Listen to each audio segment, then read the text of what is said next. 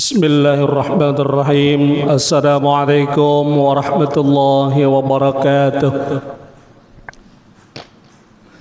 Alhamdulillahi rabbil alamin wa bihi nasta'in ala umurid dunya waddin.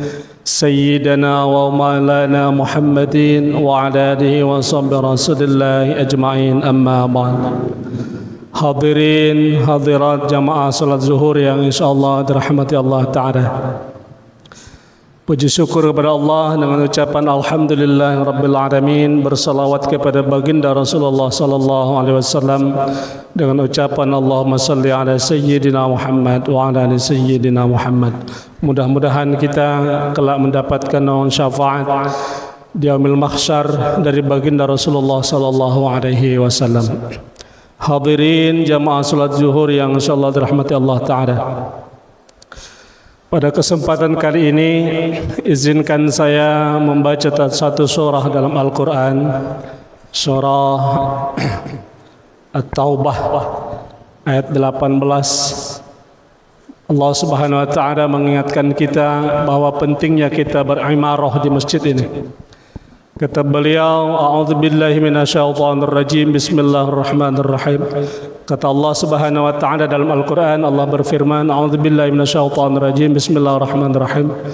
Innama ya'muru masajidallahi man amana billahi wal yaumil akhir wa aqamas shalah wa atuz zakah wa lam yakhsha illallah fa'asha ulaika ayyakunu minal muhtadin. Shadaqallahul azim.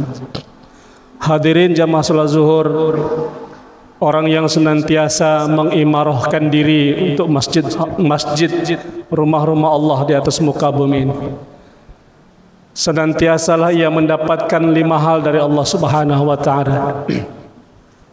Yang pertama kata Allah, orang yang senantiasa meramaikan, memakmurkan masjid, mengimarahkan masjid, dia mendapatkan status beriman kepada Allah Subhanahu wa Ta'ala. Kalau baginda Rasulullah mengatakan, ra'aitumur rajul ya'tadil masajid lahu fashhadu lahu bil iman. Saksikanlah oleh kalian bahwa orang yang senantiasa mengimarahkan masjid, meramaikan masjid, yakinlah bahwa orang tersebut beriman kepada Allah Subhanahu wa Ta'ala. Yang kedua, beriman kepada hari akhir. Orang tersebut meyakini bahwa hari akhir pasti akan datang, tapi entah kapan Allah lah yang tahu. Kemudian orang yang senantiasa mengimarahkan masjid, senantiasa menegakkan perintah Allah dengan solat 5 waktu, membayar zakat sebagai kewajibannya, dan terakhir tidak ada kekhawatiran dalam hidupnya. Tentunya dengan apa yang disebutkan oleh Allah Subhanahu wa Ta'ala tadi, tidak akan terwujud seseorang untuk mengimarahkan masjid tanpa satu kepengurusan di dalam satu masjid itu. Zaman dahulu banyak orang yang beribadah dikarenakan sifat munafiknya. Banyak orang-orang munafik salat zuhur, asar, maghrib bersama Rasulullah. Ketika Isya dan subuh tidak mengerjakan salat bersama Rasulullah, bahkan meninggalkannya dengan alasan Rasulullah tidak melihatnya. Hari ini banyak di Merangin ini mushola masjid yang begitu indah dikarenakan kesolidannya. Para pengurusnya yang solid ingin senantiasa mempersembahkan terbaik buat jamaah. Ada indikasi, setidaknya 5 indikasi bahwa masjid itu akan makmur dengan beberapa indikasi atau faktor. Yang pertama, cantik dan megahnya satu fisik bangunannya. Kita melihat masjid kita ini udah bagus, dari segi ornamen bagus, maka tidak ada alasan untuk tidak ke masjid. Yang kedua, kebersihan. Hari ini kita tidak bisa lagi mengatakan bahwa masjid itu kotor. Ketika sujud, bangun dari sujud kening berkerikil, ada pasir. Banyak orang munafik menjadikan alasan bahwa beribadah di masjid mushola yang tidak terawat menyebabkan tidak khusyuk. Hari ini tidak lagi menjadi alasan. Fasilitas yang lengkap, terutama wudunya, tempat wudunya, toiletnya yang bagus sekarang, alhamdulillah sudah kita lihat. Tidak ada alasan lagi kita untuk tidak ke masjid dikarenakan WC-nya belum ada, tempat wudunya terbatas dan lain sebagainya, kebersihan yang tidak terjaga. Banyak hari ini orang beralasan bahwa solat di masjid musola tidak khusyuk, kurang khusyuk dikarenakan faktor-faktor tersebut. Yang terakhir,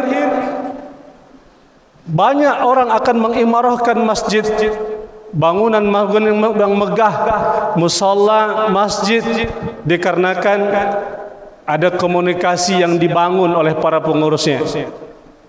Akan dua arah daripada komunikasi tersebut. Adapun ada benturan dan sebagainya dalam satu organisasi, terutama kepengurusan, diutamakanlah musyawarah sebagaimana Nabi sallallahu alaihi wasallam mencontohkan kepada kita. Rasulullah sallallahu alaihi wasallam pada zamannya Masjid Nabawi itu tidak pernah ada lampu, tidak ada penerangan, tidak ada tempat wudhu. Mereka berwudhu dari rumah, mereka ibadah gelap-gelapan. Hari ini semua fasilitas dilengkapi oleh pengurusnya dan kita tinggal menikmatinya. Insya Allah khusyuk dalam ibadah. Tidak ada alasan solat di rumah, karena solat di rumah bagi seorang laki-laki bukan saja pantas disebut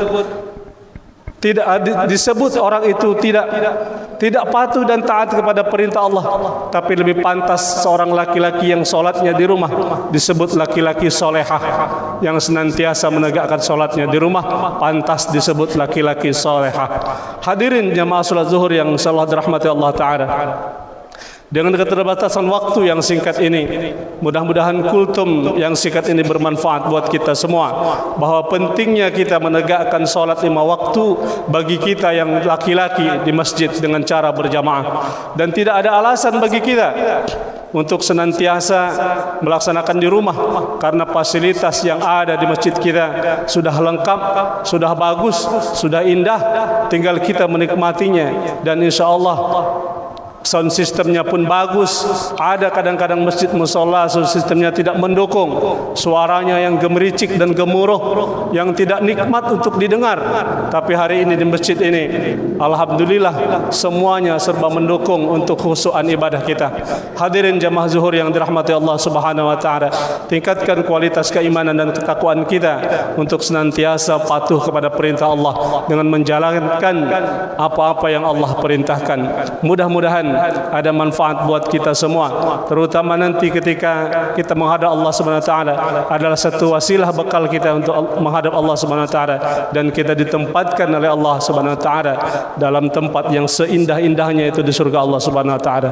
Bahwa kata baginda Rasulullah, setiap kebaikan walaupun belum dikerjakan, asal itu niatnya kebaikan, dicatat satu pahala. Wa idza amila apalagi dilakukan, faktub lahu bi asri amsariha, maka Allah akan membalas dengan 10 kebaikan.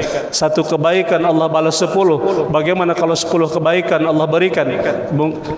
Kita akan mendapatkan 100 kebaikan daripada Allah Subhanahu wa taala. Hadirin jamaah salat zuhur yang dirahmati Allah Subhanahu wa taala, demikian kultum singkat ini, mudah-mudahan ada manfaat buat kita semua. Wabillahi taufiq wal hidayah. Assalamualaikum warahmatullahi wabarakatuh.